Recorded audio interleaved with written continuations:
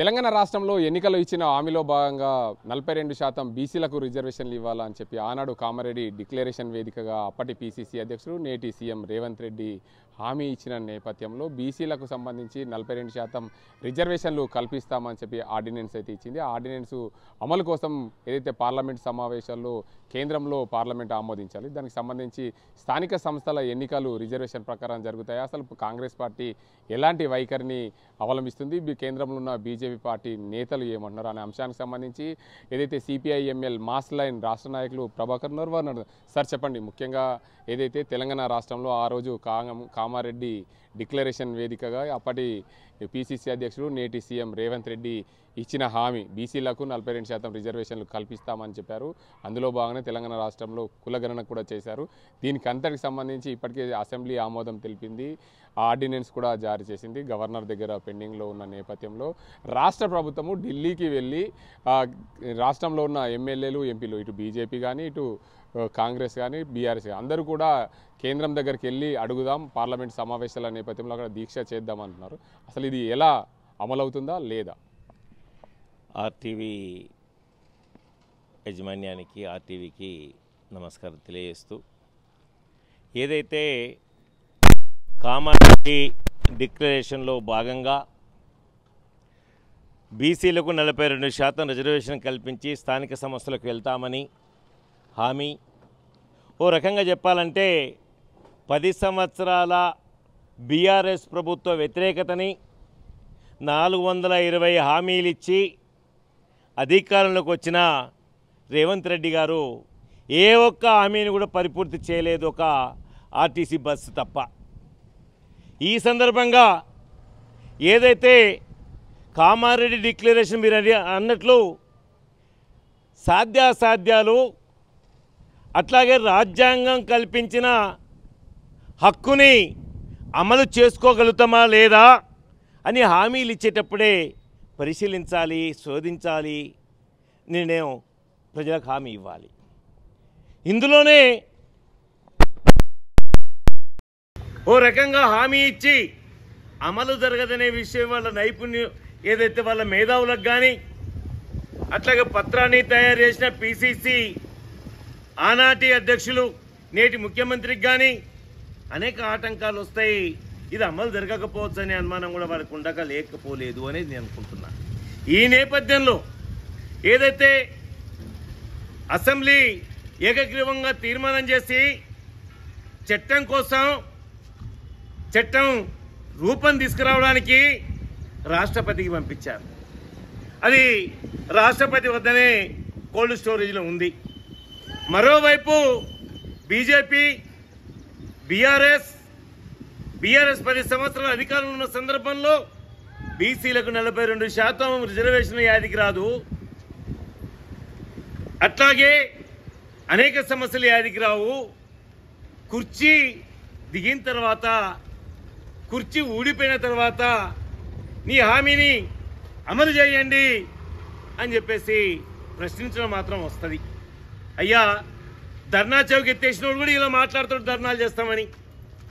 ఈ నేపథ్యాన్ని మేము పరిశీలిస్తే ఏదైతే ఇవాళ 42% రిజర్వేషన్ అమలు విషయం వస్తే ముందు కాంగ్రెస్ కానీ ఇతర రాజకీయ పార్టీలకు చిత్తశుద్ధి లేదనేది నేను చెప్తున్నాను. ఈ నేపథ్యంలో కాంగ్రెస్ పార్టీ రేవంత్ రెడ్డి గారు బీసీల మీద అంత ప్రేమ ఉంది, మీకు అభినందిస్తా ఉన్నాను. ఒక ప్రశ్న ఈ సందర్భంగా, మీరు నామినేటెడ్ పోస్టులన్నీ భర్తీ చేశారు. భర్తీ చేసిన దాంట్లో 42% బీసీలకు ఇచ్చారా నామినేటెడ్ పోస్టులన్నీ ప్రశ్నిస్తున్నా. మీ చిత్తశుద్ధి ఇక్కడే కనబడతా ఉంది. ఎందుకంటే మేము ఇచ్చేవాళ్ళం, మాకు చిత్తశుద్ధి ఉంది, కానీ మాకు ఎవరు సహకరించట్లేదు, రాజకీయాలు చేస్తున్నారని. అసలు పెద్ద రాజకీయం నువ్వే చేస్తున్నావు అంటున్నా నేను.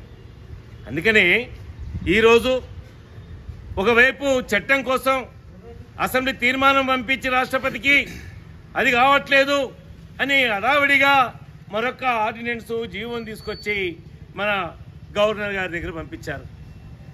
గవర్నర్ గారు ఏం చేయాలి? ఆమోదించి పంపించాలి. కానీ గవర్నర్ గారు తను ఆలోచిస్తాడు.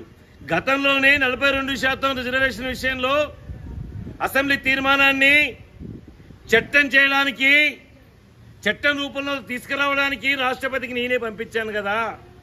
అదే అంశాన్ని తిరిగి ఆర్డినెన్స్ పంపిస్తే నేను ఏ రకంగా చేయొచ్చు అనే ప్రశ్న తనంతా నేర్చుకోవడా అని చెప్పేసి ప్రశ్నిస్తా ఉన్నాను నేను. ఈ నేపథ్యంలో ఈరోజు ఎవరైనా రాజ్యాంగం దీని అవకాశం ఇచ్చే అవకాశం లేదు అని అంటే వాళ్ళు బీసీలకు వ్యతిరేకం అని చెప్పి చెప్పదలుచుకున్నారు అన్నమాట. ఇది రాజకీయం చేయకూడదు. సిపిఐఎంఎల్ మాస్ లైన్ ప్రజాపంద మేము డిమాండ్ చేస్తా ఉన్నాం. బీసీలకు రిజర్వేషన్ కల్పించాల్సిందే, నీ మాట నిలబెట్టుకోవాల్సిందే. స్థానిక సంస్థ ఎన్నికల్లో ఒకవేళ ఏదైనా అవకాశం, ఏదైనా ఇది వచ్చి రేపు రిజర్వేషన్ సాధ్యం కాకపోతే చట్టపరంగా, రాజ్యాంగపరంగా నీ రాజకీయ పార్టీలో, నీ పార్టీలో 42% బీసీలకు రిజర్వేషన్ ఇస్తావా, కల్పిస్తావా లేదా? కల్పించాలి. అట్లాగే ఈరోజు పాలక వర్గాలు, ప్రతిపక్ష పార్టీలు చాలా బ్రహ్మాండంగా మాట్లాడుతున్నాయి కదా. రేపు టికెట్లు ఇచ్చేటప్పుడు కూడా ఆ హామీని నిలబెట్టుకుంటే మీ చిత్తశుద్ధి ఏర్పడుతుంది. కుక్క బుద్ధి ఎప్పుడు తెలుస్తుంది? కట్టేసినప్పుడు తెలియదు. ఇడిస్తే కుక్క బుద్ధి తెలుస్తుంది, కుండపోతుందా కుక్కపోతుందా అనేది. అందుకని ఇవాళ రాజ్యాంగాన్ని ఒకవేళ ఆటంకపరిచి రిజర్వేషన్ కల్పించకపోతే మీ పార్టీలలో మీరు 42% ఇచ్చి మీ చిత్తశుద్ధిని నిలబెట్టుకోండి అని చెప్పేసి నేను గుర్తు చేస్తా ఉన్నాను. మీరు చెప్పండి, ప్రధానంగా అన్ని పార్టీలకు సంబంధించి చూసుకుంటే ఇటీవల కాలంలో రాష్ట్ర ముఖ్యమంత్రి రేవంత్ రెడ్డి మాతో పాటు బీజేపీ ఎమ్మెల్యేలు, ఎంపీలు కూడా ఢిల్లీకి రావాలి అని మా ధర్నాకు పాల్గొనాలి, కేంద్ర ప్రభుత్వం ఆమోదించాలి ఏదైతే ఈ ఆర్డినెన్స్కి సంబంధించి పార్లమెంట్లో చట్టం చేసే విధంగా మీరు కూడా ప్రయత్నాలు చేయాలని చెప్పి బీజేపీ ఎమ్మెల్యేలు, ఎంపీలకు కూడా పిలుపునిచ్చారు. దీనిపైన ఏమంటారు? అసలు బీజేపీ కేంద్రంలో ఉన్న, అధికారంలో ఉన్న బీజేపీ పార్టీ దీనికి సంబంధించి మద్దతు పలుకుతుందా? బీసీ రిజర్వేషన్ అంశం ఏంటంటే, నిజంగా ఏ పార్టీకి బీసీల మీద ప్రేమ లేదు, ఓట్ల మీద ఉన్న ప్రేమతోనే ఈ డ్రామాలన్నీ ఆడుతుండనేది మనం అర్థం చేసుకోవాలి. ముఖ్యంగా కేంద్రంలో అధికారంలో ఉన్న బీజేపీకి పూర్తి స్థాయిలో మెజార్టీ ఉంది. గతంలో ఓబీసీలకు వాళ్ళు ఉంటే దేశవ్యాప్తంగా 3 నుంచి 5%, కానీ 10% రిజర్వేషన్లను కళ్ళు మూసుకొని ఆమోదింపజేసుకున్నారు. అదే పద్ధతిలో వాళ్ళు కొనసాగిస్తున్నారు. మరి 56% ఉన్న బీసీలకు 42% ఇస్తామంటున్నారు. ఇస్తే నష్టమేంది అని చెప్పి మేము ప్రశ్నిస్తున్నాం. ఏది ఏమైనా ముందుగల్లా వాళ్ళ చిత్తశుద్ధినే ఇక్కడ మనం శంకించాల్సి ఉంటుంది. నిజంగా వాళ్ళకి ఇవ్వాలనుకుంటే ఏదైనా ఇవ్వచ్చు. ప్రధానంగా మన పక్కకే ఉన్నటువంటి తమిళనాడులో 9th షెడ్యూల్లో చేర్చి 63% రిజర్వేషన్లు కొనసాగుతున్నాయి. మన పక్క రాష్ట్రమే. మరి దాన్ని తెలంగాణ రాష్ట్రంలో ఇవ్వటానికి ఇబ్బంది ఏంది అంటున్నాను. ఏదున్నా వాళ్ళు 42% అసెంబ్లీ ఏకగ్రీవంగా ఆమోదం చేయటానికి బీజేపీ వాళ్ళందరూ మద్దతు ఇచ్చింది. ఇప్పుడు ఢిల్లీకి పోయేసరికి ఇప్పుడు ఏమంటున్నారు వాళ్ళు, మీరు ముస్లింలకు ఇవ్వటానికే బీసీ రిజర్వేషన్ బిల్లులు తెచ్చిండ్రు కాబట్టి మీరు బీసీలకు ఇవ్వమంటే మేము ఇస్తామా? అయ్యా, మీరు ముస్లిం రిజర్వేషన్లకు వ్యతిరేకమైతే మహారాష్ట్రలో ఎట్లు ఇస్తున్నారు, గుజరాత్లో ఎట్లు ఇస్తున్నారు, రాజస్థాన్లో ఎట్లు ఇస్తున్నారు? కాబట్టి అవి అక్కడ నిజంగా లేనిది ఇక్కడ ఏ అర్థం వస్తున్నదని చెప్పి మేము ప్రశ్నిస్తున్నాం. ముఖ్యంగా మీరు ఏం చేసినా మీకు చిత్తశుద్ధి ఉంటే ముస్లింలను పక్కకు పెట్టండి. బీసీలే 56% ఉన్నదని చెప్పి నివేదికలు చెప్తున్నాయి. ఆ పద్ధతిలో ఆలోచించి మీరు మద్దతు ఇవ్వండి. బీసీలు బాగుపడటానికి, వాళ్ళ పద్ధతుల్లో వాళ్ళు ముంగట్టుకోవటానికి అవకాశం ఉంటుంది తప్ప వీళ్ళు ఎదిగితే రేపు మా అవకాశాలు ఎక్కడ దెబ్బతింటాయని చెప్పేసి ఓసీలు భావిస్తున్నారు. కాబట్టి ఈ బీసీ రిజర్వేషన్ బిల్లును ఆమోదించడానికి వాళ్ళు వెనక ముందు చేస్తున్నారు అనేది మేము భావిస్తున్నాం.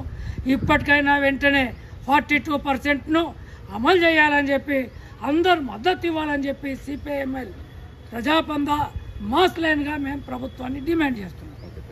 మొత్తానికి చూడొచ్చు, కేంద్ర ప్రభుత్వం బీసీలకు అనుకూలంగా ఉన్నదని చెప్తూనే ఒకవైపు ముస్లింల రిజర్వేషన్లు ఇవ్వకూడదని చెప్తున్నారు. దానికి అంతర్గతంగా తెలంగాణ రాష్ట్రంలో 42% బీసీలకు రిజర్వేషన్లు కల్పించాలనే దిశగా ప్రభుత్వం ఆలోచన చేసింది, కులగణన చేసింది. అందులో భాగంగానే బీసీలకు 42% రిజర్వేషన్లు ఇచ్చే దిశగా అసెంబ్లీ ఏకగ్రీవ తీర్మానం చేసింది. ఆర్డినెన్స్ కూడా గవర్నర్కు పంపింది. అయితే కేంద్ర ప్రభుత్వము కేంద్రంలో పార్లమెంట్లో చట్టం తెస్తే కానీ బీసీలకు రిజర్వేషన్లు అమలు కావు కాబట్టి ఖచ్చితంగా కేంద్రంలో పార్లమెంట్లో చట్టం తేవాలి, బీసీలకు రిజర్వేషన్లు కల్పించాలని చెప్పి ప్రజాపంత CPIML Prajapantha mass line party కోరుతుంది. అదేవిధంగా కాంగ్రెస్ పార్టీ ఏదైతే ఎన్నికలు ఇచ్చిన హామీలో భాగంగా పూర్తి స్థాయిలో దీనికి అంతటికి సంబంధించి కామారెడ్డి డిక్లరేషన్ వేదికగా 42% రిజర్వేషన్లు కల్పిస్తామని చెప్పి అప్పటి పిసిసి అధ్యక్షులు నేటి ముఖ్యమంత్రి రేవంత్ రెడ్డికి తెలియదా? కేవలం రాజకీయ క్రీడ కోసం ఇదంతా హామీలు ఇచ్చారు. ఖచ్చితంగా బీసీలకు రిజర్వేషన్లు అమలు చేయాలి, లేదంటే కాంగ్రెస్ పార్టీ స్థానిక సంస్థల్లో వారి బీసీలకు 42% స్థానికంగా టికెట్లు ఇచ్చి వారిని గెలిపించుకునే దిశగా ప్రయత్నాలు చేయాలి. ఖచ్చితంగా రాష్ట్రంలో